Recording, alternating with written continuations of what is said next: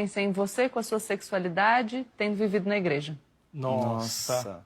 O que isso te causa? Porque, assim, tem outro trecho maravilhoso que você escreve, que você se dá conta e se fala, mas se Deus me fez assim, Ele me fez para o inferno? Nossa, exatamente.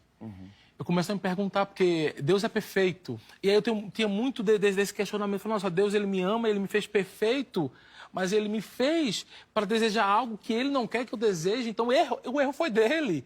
Se existe algum erro aqui, foi de quem me criou, não eu. Então eu comecei a refletir muito, porque a Bíblia tem um trecho em Romanos que fala que maldito é o homem que se deita com o outro. E eu fui missionário durante 2 anos e pregava isso. E toda vez que eu citava isso, eu estava me condenando. Porque ele fala que os afeminados, eles vão queimar no inferno. E eu falava, lasquei, estou lascado. E durante muito tempo foi um processo, né, de ansiedade. Por quê? Porque eu não queria que minha família sofresse por isso. Eu não queria que... Eu fui noivo, que minha noiva sofresse. Eu cheguei ao ponto de... Um dos motivos que me fez, na época, terminar com a minha noiva, por mais que eu não tivesse interesse sexual, de fato, por ela, era o fato de eu sofrer por sentir que ela iria sofrer toda vez que ela me apresentasse para suas amigas no trabalho, na faculdade, porque eu sabia que as pessoas iriam perguntar. E isso machucaria ela, eu automaticamente me machucaria, porque eu não queria que ela vivesse aquela realidade. Então demorou muito tempo para que eu conseguisse me aceitar. A partir do momento que eu entro no Big Brother, eu consegui ser eu mesmo para todas as pessoas que me conhecem. Porque no PhD eu era o Gil que chegava, que brincava, que sorria. E na minha família, eu já não conseguia ser tão aberto. Não que eles não me dessem a liberdade. Na igreja, então, eu era o irmão. Era o irmão Nogueira. Então, assim, e era Nossa, muito... irmão Nogueira, não consigo nem imaginar olhando. Primeiro, Deus não te criou para o inferno. Segundo, Deus não te fez gay.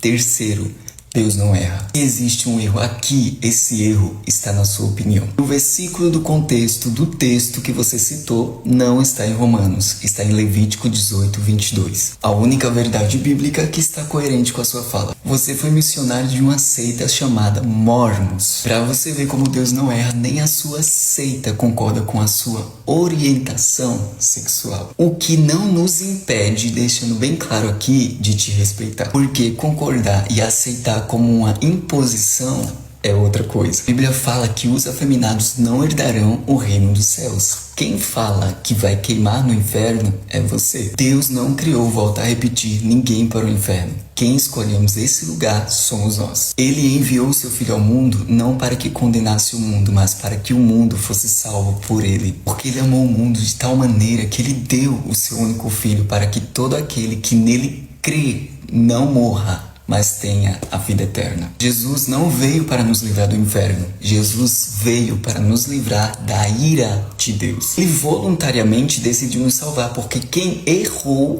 fomos nós. Agora, essa outra fala dramática ativista de que não existe mudança por conta dessa sua novelinha mexicana para convencer emocionalmente o Brasil de um possível relacionamento frustrado com uma mulher, não te ausenta das seguintes verdades bíblicas. Primeira, para fechar aqui, para entrar no reino de Deus é necessário nascer de novo. Então não tem desculpa, não importa quem você é, tem que existir um novo nascimento. Segundo, existe uma redenção. Quando eu, o homem, decido me arrepender dos meus pecados e ser regenerado por Cristo, a ponto de não viver de eu para eu, mas Cristo viver em mim. Porque essa sua fala egoísta de mocinho sofredor, não vemos em nenhum momento você se colocando no lugar dele. Porque Deus é bom quando ele dá, mas quando ele pede, ele não presta. Ele diz, se alguém quiser vir após mim, negue-se a si mesmo. Tome sobre si a sua cruz e siga-me. Por que Jesus diz isso? Porque o reino dele